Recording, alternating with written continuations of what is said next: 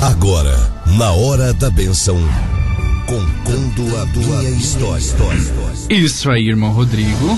Tava com saudade já, hein? Segundo dia consecutivo. Vamos contar contando a minha história. Vamos contar a história de quem hoje, irmão Rodrigo?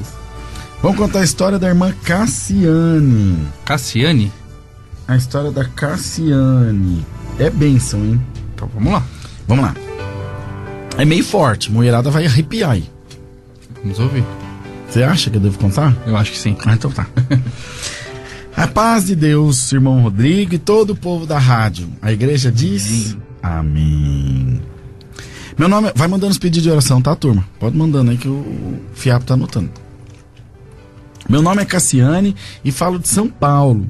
Quero contar aos irmãos parte da minha história e quanto Deus me fortaleceu em meio a provações, fazendo-me mais perseverante e proativo. Gostei disso aqui, desse proativo. Casei muito nova, com 21 anos. E no começo, nosso casamento foi uma bênção, cheio de alegria. Nós dois éramos muito novos, vivíamos em um conto de fadas e tudo ia muito bem. Sempre fomos evangélicos e nos conhecemos dentro da igreja, onde posteriormente nos casamos e depois de algum tempo começamos a criar os nossos filhos.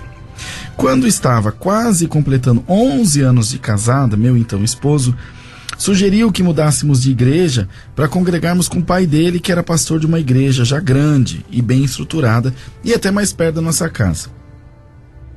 Eu não vi problema, mesmo sem muita vontade, achei melhor para que estivéssemos sempre em concordância na presença de Deus. Afinal, estaríamos servindo a Deus do mesmo jeito, tudo normal. Conforme o tempo foi passando, meu esposo foi parecendo mais distante, menos focado na família e em nossas necessidades. Não posso ligar esse comportamento à nova igreja, mas fato é que tudo aconteceu depois disso. Minha sogra sempre foi uma mulher de muita oração e de excelentes conselhos. Meu esposo estava com o péssimo hábito de sair com os amigos toda sexta-feira depois do trabalho, segundo ele, para relaxar.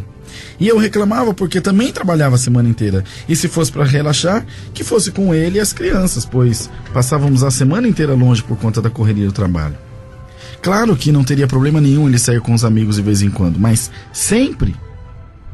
Em determinada ocasião, cheguei na casa dos meus sogros e minha sogra estava dando conselho a ele, dizendo que isso não era certo e que ele tinha obrigação de dar mais atenção para a família. Ela também falou que ele estava se comportando como um mocinho solteiro e que Deus não se agradava disso, de maneira nenhuma. O tempo foi passando e as coisas piorando, irmãos.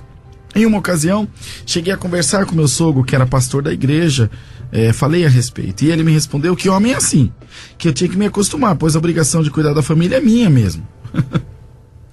No começo eu deixei pra lá, porque se o servo de Deus estava dizendo que era aquilo e pronto.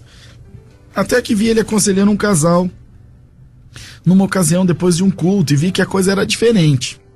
Para o filho dele podia tudo, mas para o restante dos membros não podia nada. A rédea era bem curta e ele bem severo.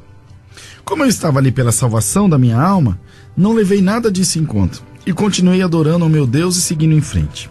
Irmãos, não foram poucas vezes que meu esposo judiou de mim saindo para curtir com os amigos e passando a noite inteira fora. Chegava em casa cheirando perfume de mulher, cigarro e bebida. Suportei aquela situação por mais 5 anos, sempre clamando a Deus. Mas em uma ocasião, não sei porquê, minha sogra de repente pediu o divórcio e foi para uma outra casa que eles tinham em outro bairro. Naquele dia eu tive medo. Pois se ela, que sempre foi uma mulher pacífica, não tinha suportado, fiquei imaginando o que seria de mim a partir daquele dia. Ela então me disse que não havia nascido para ser pisada e nem maltratada por ninguém. Que Deus nos deu a liberdade de decidir o que queremos para as nossas vidas, não deixando ninguém fazer isso por nós, de jeito nenhum. Meu sogro justificou para a igreja a separação dele e disse que isso não interferiria em nada no ministério dele. Eu sempre participava dos cultos e ouvia a palavra. Meu foco era e é Jesus. Algumas famílias se aborreceram com aquele acontecimento e disseram que um líder sem família não deve estar diante do povo, que ele deveria procurar restaurar o casamento e aí sim ministrar diante do povo de Deus. Meu sogro então disse que se não estavam contentes, que fossem embora, porque não fariam falta. Gente boa, pastor.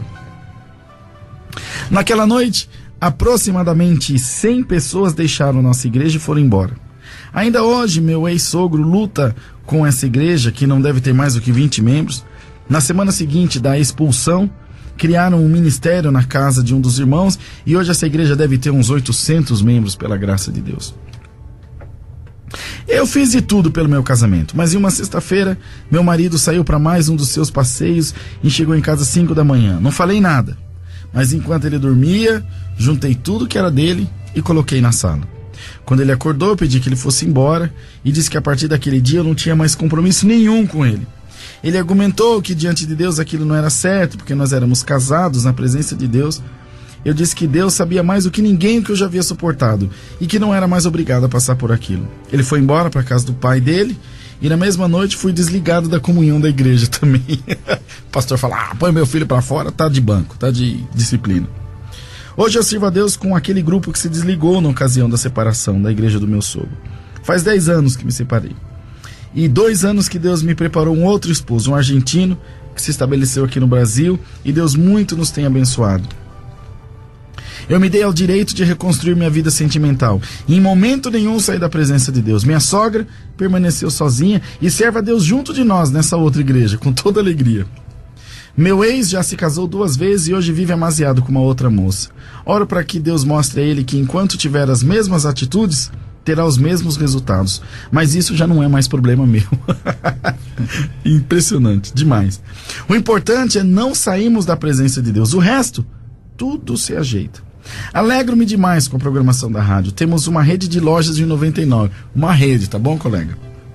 E ficamos o tempo todo ligados na programação da CCA. Vai, povo de Deus! E se der medo, Brunão? Vai com medo mesmo. Ela disse aqui, Deus abençoe, a santa paz de Deus. Amém e amém.